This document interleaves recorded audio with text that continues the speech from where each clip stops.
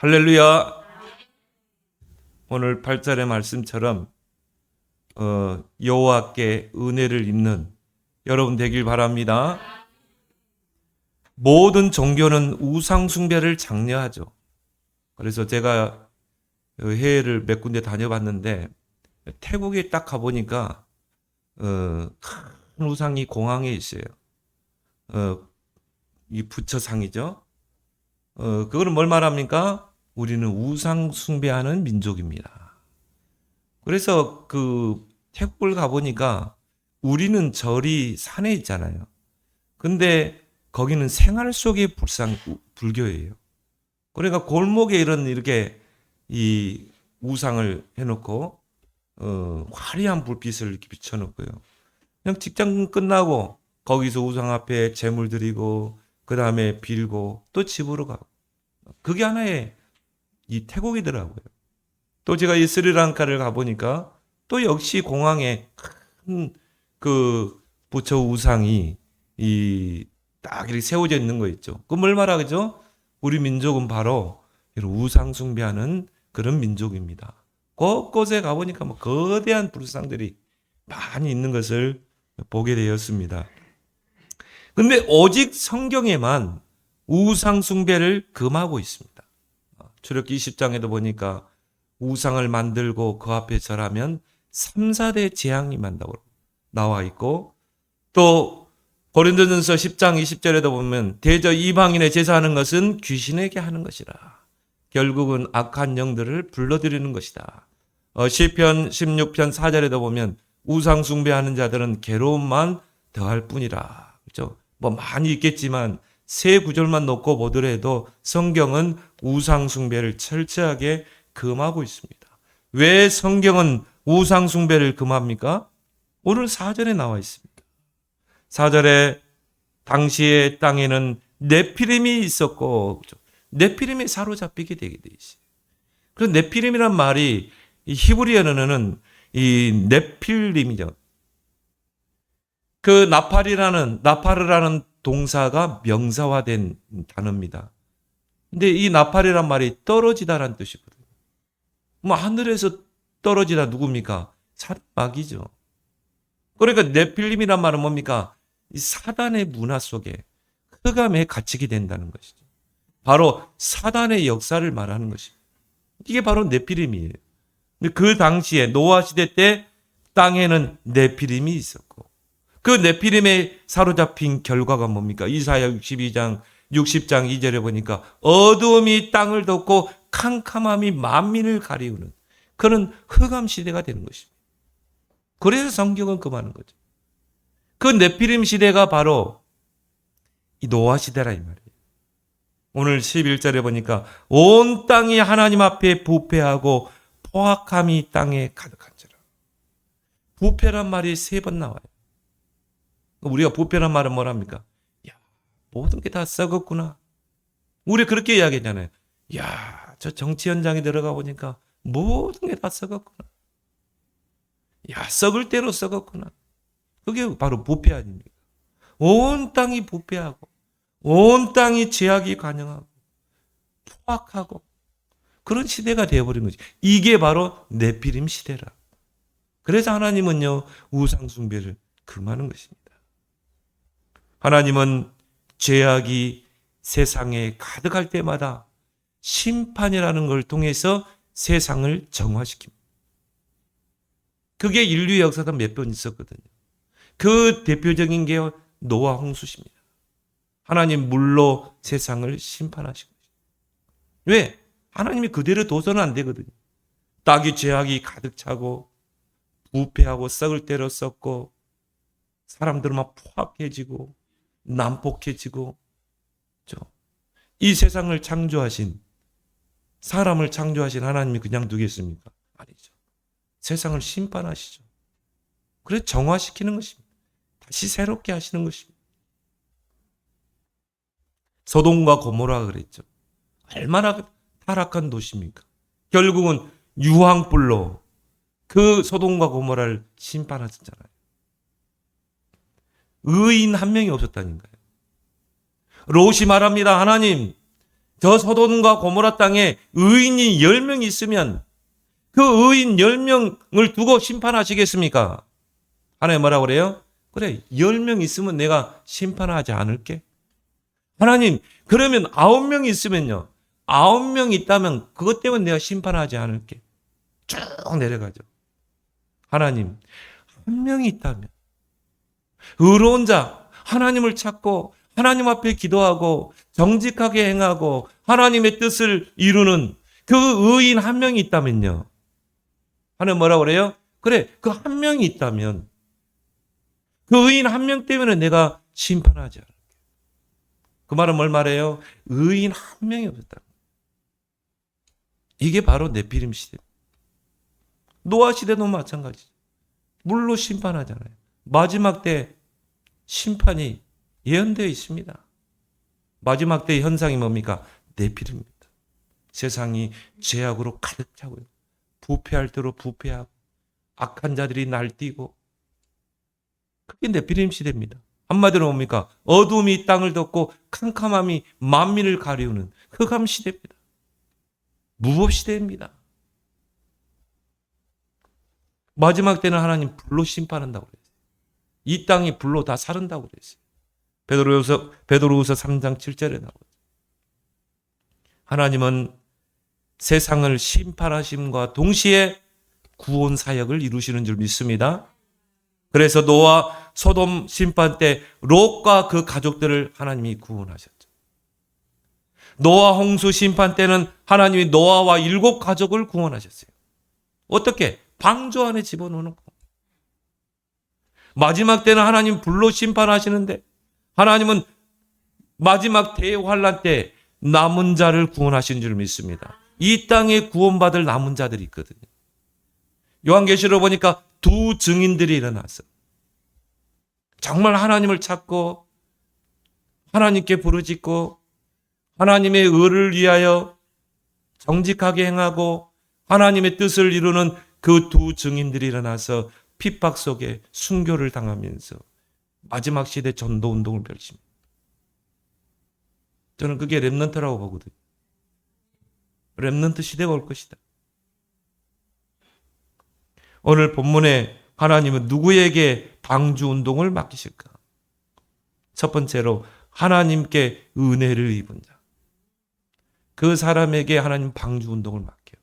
그 홍수 재앙 심판 때 하나님이 방주운동 구원의 역사를 이루시고 오늘 8절에 그러나 많은 사람이 죄악으로 포악해지고 부패한 시대에 그러나 노아는 여호와께 은혜를 입었더라. 어떤 자가 하나님께 은혜를 입는 자입니까? 시대의 문제를 바로 보는 자. 이 시대를 여러분이 눈을 열어서 바로 보세요. 이 시대가 바로 어떤 시대인지. 오늘 2절에 말합니다. 하나님의 아들들이 사람의 딸들의 아름다움을 보고 자기들이 좋아하는 모든 여자로 아내로 삼는지라. 하나님의 아들들이 사람의 딸들의 아름다움을 보고 하나님의 아들들이 누굽니까? 셋의 우선이죠. 언약의 우선들이죠. 사람의 딸들은 누굽니까? 가인의 우선이죠. 가인은 누구죠? 최초의 살인자. 그 아들, 그 아우 아벨을 돌로 쳐서 죽였잖아요. 최초의 살인자예요. 사단에게 붙잡히면 이렇게 되는 것입니다. 최초의 살인자.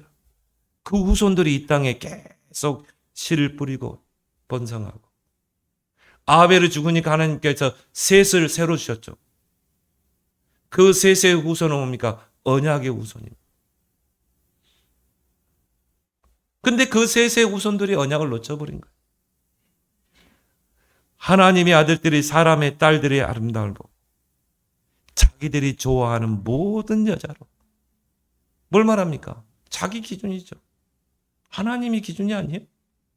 창세기 3장이 기준이죠. 그래서 우리 렘넌트들에게요.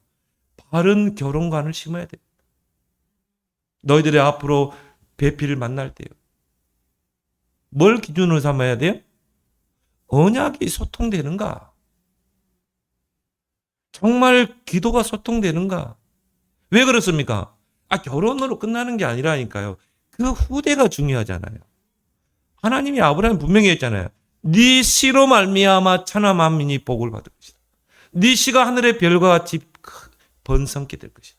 그 씨가 중요하기 때문에 렘넌트들에게요 바르게 심어야 됩니다. 너희들의 모든 결혼관은 뭐냐? 배우자를 앞으로 선택할 때 언약으로 소통할 수 있는가? 기도로 소통할 수 있는가? 결국은 네피림 시대가 되죠. 흑암에 장악된 시대. 5절에 보니까요. 죄악이 관영하고 여호와께서 사람의 죄악이 세상에 가득함과 그의 마음으로 생각하는 모든 계획이 항상 악할 뿐이니 이게 네피림 시대입니다. 왜? 많은 사람들이 흑암에 잡혀버려요. 마음과 생각이 장악돼요. 악해집니다. 죄악을 밥 먹듯이 일삼습니다. 교회가 성도가 언약을 놓치고 복음을 놓치면요. 이 세상은 네피림 시대가 된다. 어둠과 캄캄함이 지배하는 시대가 되는 것이.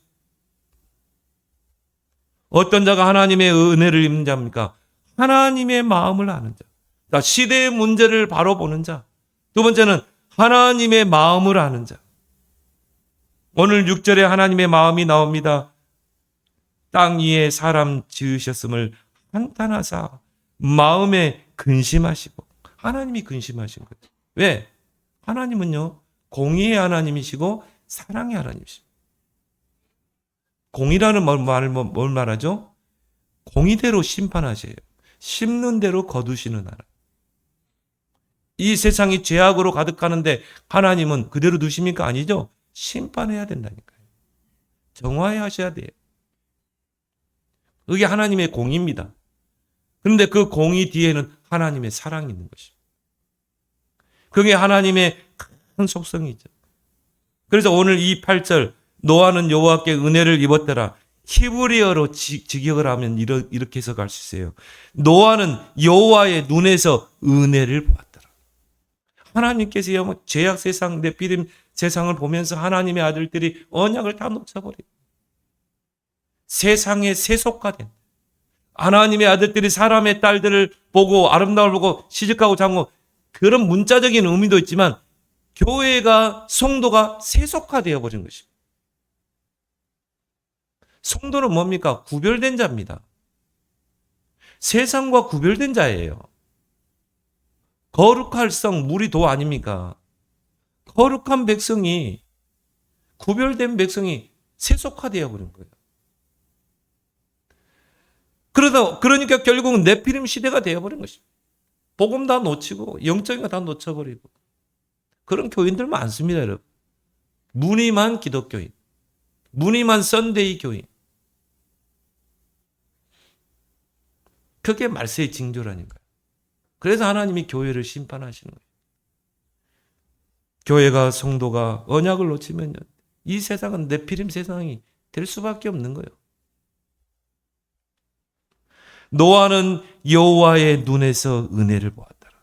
어떤 성경에서는요. 노아는 여호와의 눈에서 눈물을 보았더라.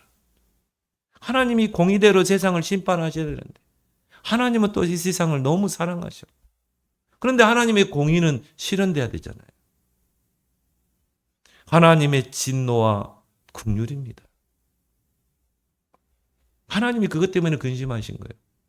세상은 심판하셔야 되는데 이것들을 다 쓸어서 홍수로 다 쓸어버려야 되는데 하나님이 그걸 한탄하신 것입니다.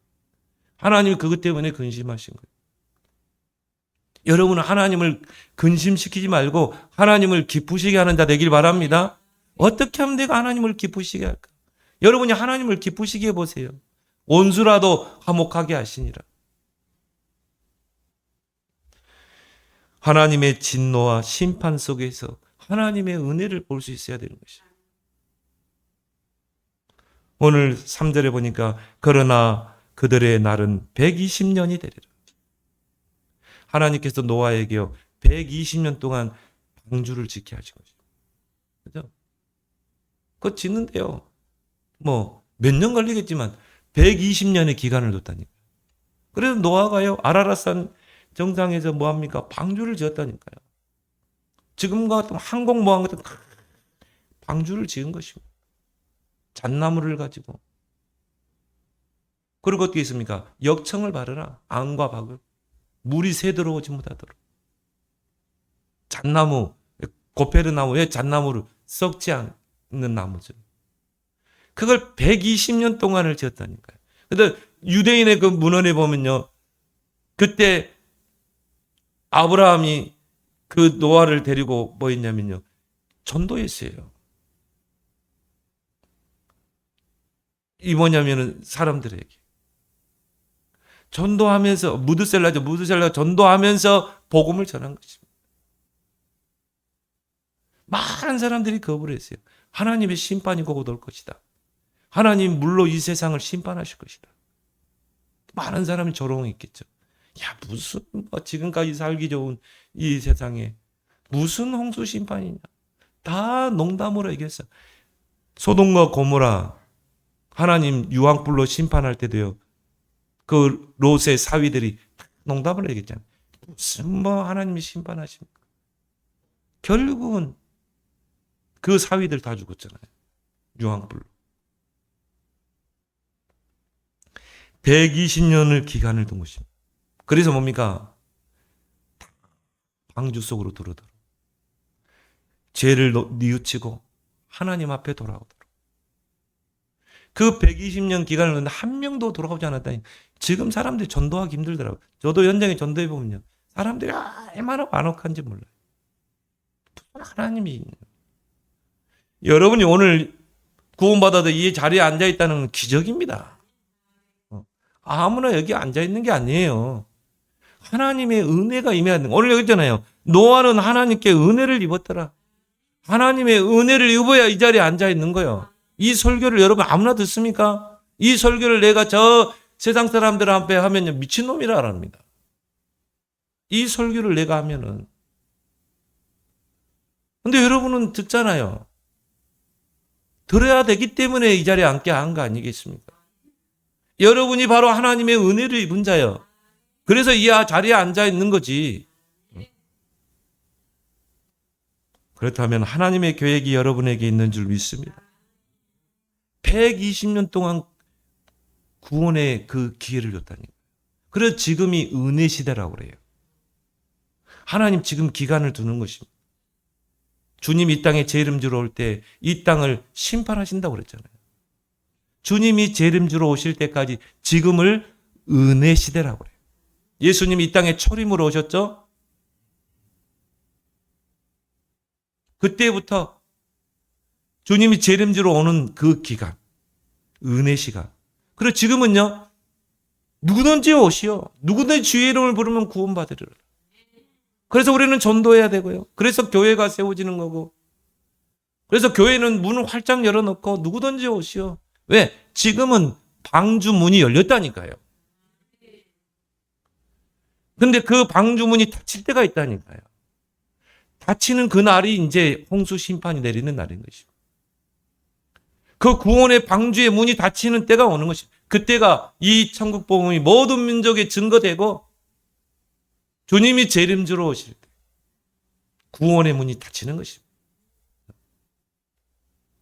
여러분 주변에 불신 가족들이 있으면 부지런히 전도하세요.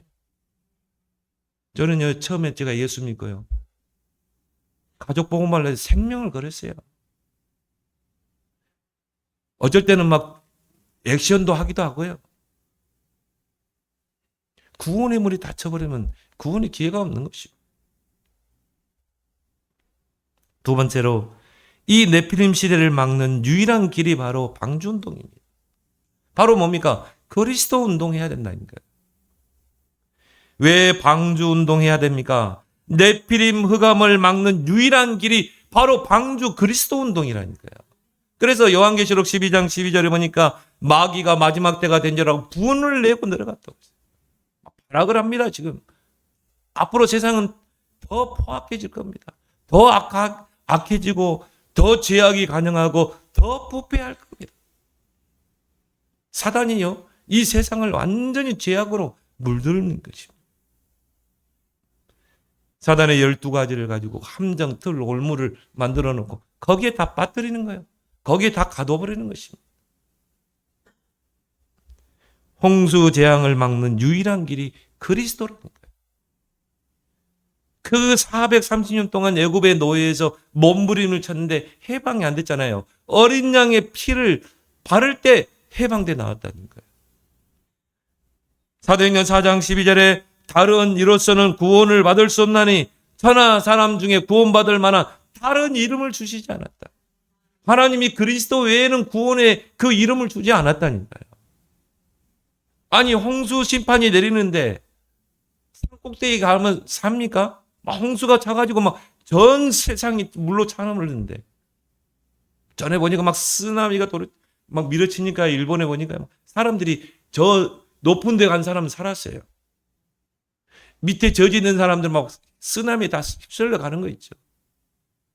그럼 막 홍수가 내리치는데 저 높은 산에 높은 빌딩이 올라가면 삽니까? 전 지구가 전 세상이 다 물에 잠겼는데 그 홍수 재앙에서 살아남는 길은 딱 하나밖에 없어요. 방주 안에 들어와야 되는 것입니다. 그래서 하나님이 방주를 만들라는 것입니다. 이 세상에 재앙이 막 엄습하는데 그 홍수의 재앙, 하나님의 그 심판을 거기서 살아남는 길이 뭡니까? 구원받는 길은 그리스도 안에 들어가야 되는 것입니다. 그래서 전도는 뭡니까? 방주 안에 들어오세요. 그러면 삽니다. 이게 전도예요. 당신 그리스도 안에 들어오세요. 그러면 삽니다. 그러면 모든 저주 재앙이 떠나갑니다. 당신에게 이 재앙을 내리는 그 원인자가 바로 사탄 마귀입니다. 당신을 붙잡고 있는 것입니다. 그 예수 그리스도가 사탄의 권세를 깨뜨리고 구원의 길을 여셨습니다. 이 그리스도 안에 들어오세요. 전도인 줄 믿습니다. 방주 안에 들어가면 다 살아요. 이 세상에서 어떤 죄를 지었든 어떤 죄악을 짓고 어떤 부패한 삶을 살고 어떤 포악한 삶을 살았든지 그거 뉘우치고 방주 안에 들어오면요. 거기서 뭐 따집니까? 야, 너 세상에서 뭐 하다 살았어? 너 죄 많이 지었잖아. 너 저울에 올라가 봐. 저울에 올라가 보니까 죄를 많이 지어가 저울주가 툭 내려갔어. 야, 너 탈락. 너 방주 못 들어와. 그겁니까? 아니죠.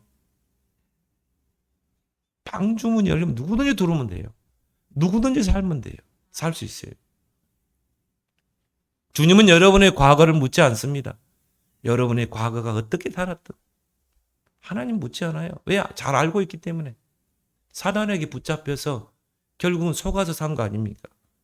하나님 잘 알기 때문에 여러분의 과거 묻지 않습니다. 옛날 일을 기억도 안 한다고 그랬어요. 여러분이 기억도 할 필요도 없고 지금 내가 그리스도 안에서 새로운 피조물 된 게 중요한 거지. 지금 내가 방주 그리스도 안에 들어와 있는 것이 중요한 거지. 나를 위해서 방주 운동을 해야 돼요. 그래서 오늘 하나님께서 우리를 읽지 않았지만 14절에 보니까 너는 고페르 나무, 상수리 나무죠. 고페르 나무로 너를 위하여 방주를 만들래. 누구를 위해서? 가장 첫 번째, 나 자신을 위해서 내가 방주 운동해야 돼요. 나 자신을 위해서 내가 그리스도 속에 들어가야 되는 것이에요. 그래서 베드로가 주는 그리스도시요 살아계신 하나님의 아들이십니다. 이 고백을 할 때요. 바요나시면 네가 복이 있도다. 그리스도를 아는 네가 복이 있도다. 그리스도를 고백하는 네가 복이 있는 거야. 그러면서 예수님이 세 가지 대표적인 축복을 주는데 그 중에 하나가 뭡니까? 음부의 권세가 너를 해치 못할 것이다. 그리스도 안에 들어와서 그리스도를 고백하면요. 음부의 권세, 뭡니까? 지옥의 권세, 모든 저주 재앙이 네피림이 너를 건들지 못할 것이다. 방주 안에 들어와 버렸는데. 그래서 오늘 뭐라고 그랬습니까? 14절에 보니까 칸들을 막고 역청을 안과 밖으로 칠하라. 역청이 뭐냐면요. 그 아스팔트 공사할 때 그 쫙 가는 거 있잖아요. 고르탄이라고 그러죠. 그걸 안과 밖으로 발라라. 왜 그래요? 홍수 심판이 내리고 막 세상이 물로 차오르는데 물이 이 방주 안에 들어오면 안 되잖아요. 여러분이 그리스도 피를 발라야 돼요. 여러분 집안에 그리스도의 피를 발라야 된다. 그래야 재앙이 심판이 들어오지 못하는 것입니다. 틈타지 못하는 거예요. 나 자신을 위해서 방주운동해. 그래서 네피림 시대는 뭡니까? 한마디로 혼돈과 공허와 흑암에 잡힌 시대입니다. 거기에 하나님이 빛을 창조했거든요. 그 빛이 바로 그리스도인 줄 믿습니다. 그래서 지금 시대가 바로 네피림 시대라니까요. 그러면 오직 그리스도, 완전 그리스도로 각인 뿌리 체질을 내려야 된다. 그럼 저는 그렇게 봐요. 치유의 완성은 그리스도로 완전히 담나는 거예요. 나는 그렇습니다. 영적으로 정신적으로 시달리는 사람이 그래요. 당신이 치유되는 길은 예수 그리스도로 완전히 담날 때 치유된다. 이 사람이 그리스도를 깨달았다. 그때 사단이 무릎 꿇게 돼 있어요. 왜? 그리스도는요. 그리스도라는 단어는 이름은 사단이 가장 두려워하는 단어예요. 왜 그렇습니까? 왕, 제사장, 선지자. 사탄의 권세를 깨뜨린 왕. 우리를 모든 죄와 사망, 지옥 권세에서 우리를 건져내는 해방시키는 제사장. 하나님 만나는 길, 선지자. 그게 그리스도예요. 여러분이 그리스도를 알았다. 사단이 벌벌 떱니다.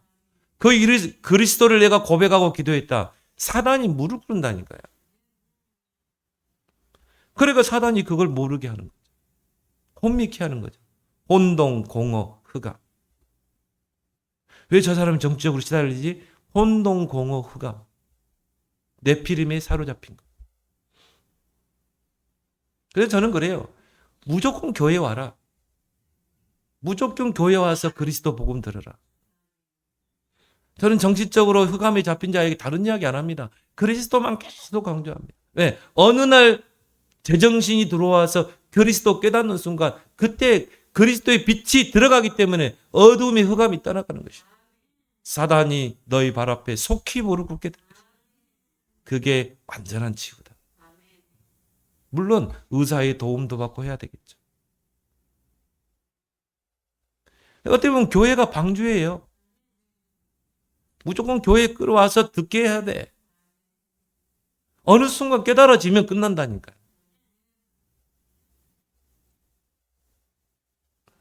나 자신을 위해서 방주. 두 번째는 뭡니까? 우리 가정과 가족들을 위해서 방주운동이라.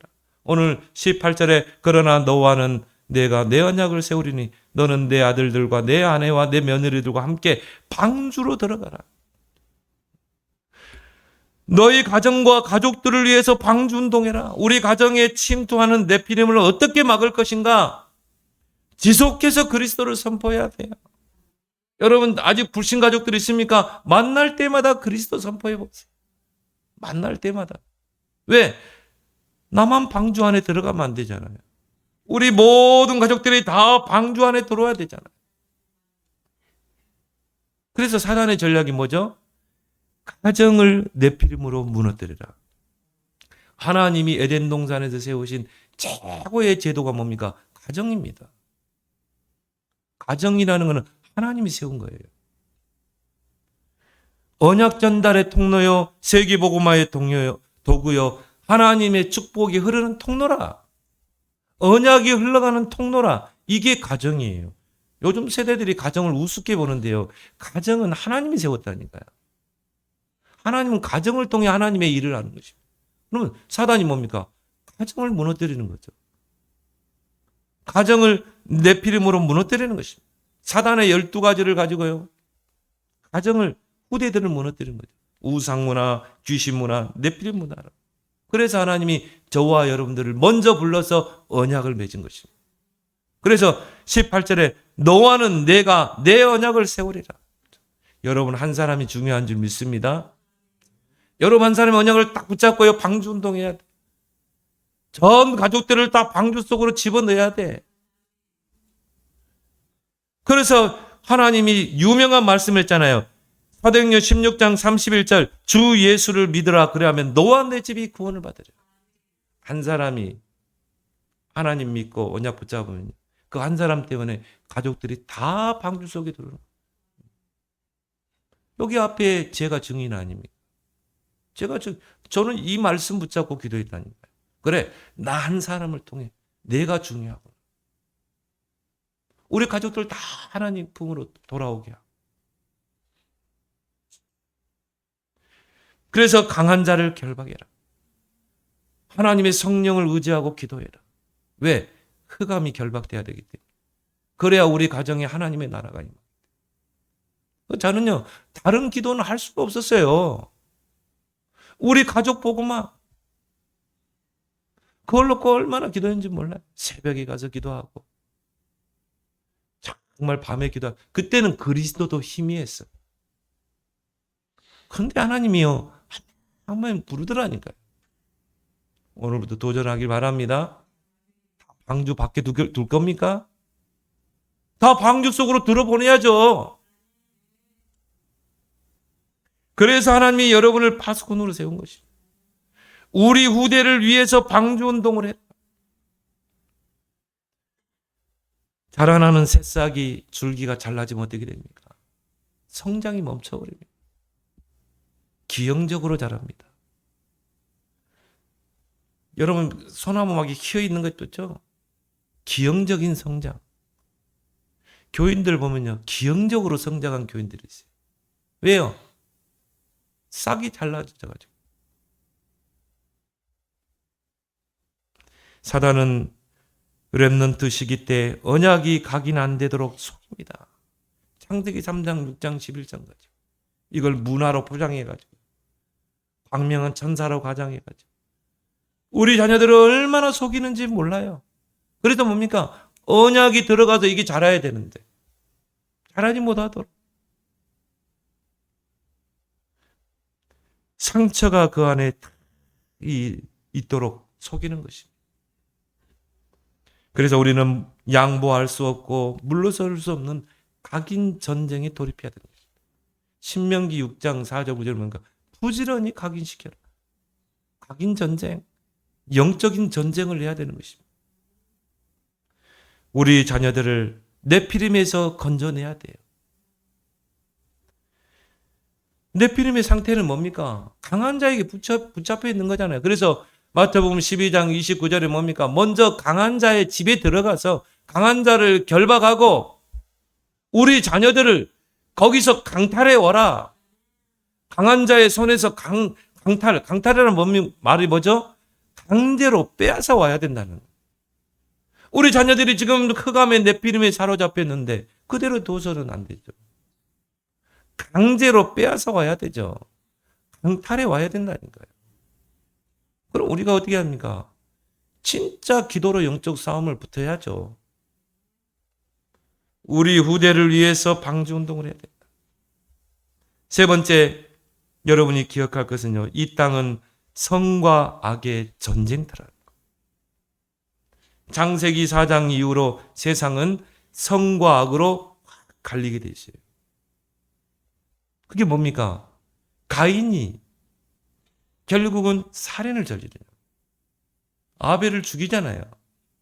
그래서 의인의 계보와 악인의 계보가 이 세상의 역사를 쭉 지금까지 거슬러 온 것입니다. 역사는 세상이 성과 악의 전쟁터였음을 보여주고 있는 거죠. 그래서 이 세상에는요, 의인, 곧 선인과 악인이 있는 거예요. 하나님은 의인, 선인의 편에 계시고 사단 마귀는 악인들 편에 있는 것입니다. 악인들은 철저하게 하나님을 대적합니다. 복음을 대적합니다. 그리고 의인들을 핍박합니다. 그게 가인과 아벨이라니까. 그래서 엘리야가 갈멜산 전투를 도전한 겁니다. 왜? 지금 이스라엘 땅이 완전히 악으로 우상숭배로 완전히 무법천지가 되어 있는 거예요. 이스라엘 백성이 여호와 하나님 버리고 곳곳에 우상의 산당을 세워놓고 그 앞에 절하고 그랬다는 거예요. 그래서 엘리야는 이거는 성과 악의 싸움이라는 걸 본 것이에요. 그래서 갈멜산 전투를 대결을 하잖아요. 850명의 바알 아세라 선지자와 엘리야 한 명. 왜? 이거는 성과 악의 싸움이라는 걸 알았기 때문에. 이스라엘 가운데 이 악을 물리쳐야 되거든요. 오직 여호와만 섬기는 이스라엘로 세워야 되거든. 그게 갈멜산 전투입니다. 그게 역사는 지금까지 그렇게 흘러온 것입니다. 이 땅에 눈에 안 보이는 사단의 나라가 있는 것입니다. 악의 세력의 조종을 받는. 노아 시대처럼 세상을 죄악으로 가득하게 하죠. 오늘 본문에 나왔잖아요. 그들의 마음과 생각이 항상 악으로 사로잡고, 그리고 온 땅이 부패하고 포악함이 땅에 가득하고 네피림 시대. 그래서 이제 교회가 일어나서 영적인 싸움을 싸워야 되는 것입니다.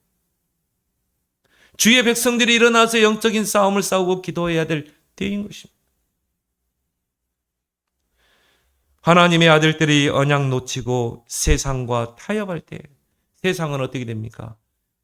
죄악이 간영하고 부패하고 흑암이 사로잡고 네피림 시대가 되는 것입니다. 그래서 우리 이 앞번에 시편 12편 가지고 말씀 나눕니다. 악인들이 곳곳에서 날뛰는 것입니다. 이게 네피림 시대라니. 거짓을 행하는 자들이 이 세상에서 승승장구하고, 두 마음을 가진 자들이 막 승승장구하고, 비열함이 막 높임을 받고, 악인들이 곳곳에서 날뛰고.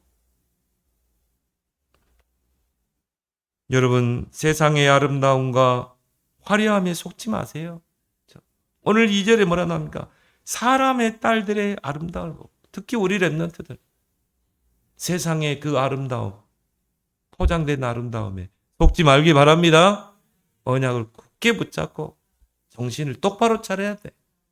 렘넌트들이 앞으로 시대를 살려야 되기 때문에. 요한일서 2장 16절 17절에 너희는 세상을 사랑하지 말라.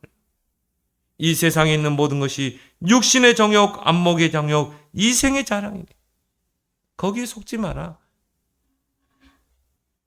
그래서 오늘 3절에 뭐라 나왔습니까? 그 네피림 시대 여호와께서 이르시되 나의 영이 영원히 사람과 함께 하지 아니하리니 이는 그들이 육신이 됨이라. 영적인 신자가 육신이 됨이라. 육신적인 신자가 되는 것입니다.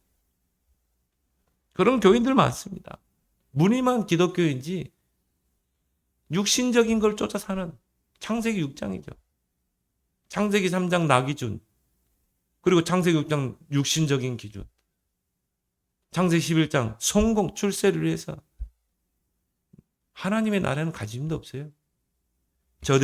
그들이 육신이 됨이라. 영적으로 동감하면 점점 육신적인 신자가 되는 것입니다. 육신의 정욕, 안목의 정욕, 이생의 자랑. 그렇게 해서 나중에는요, 영적인 것에 무감각하게 계시는 것입니다.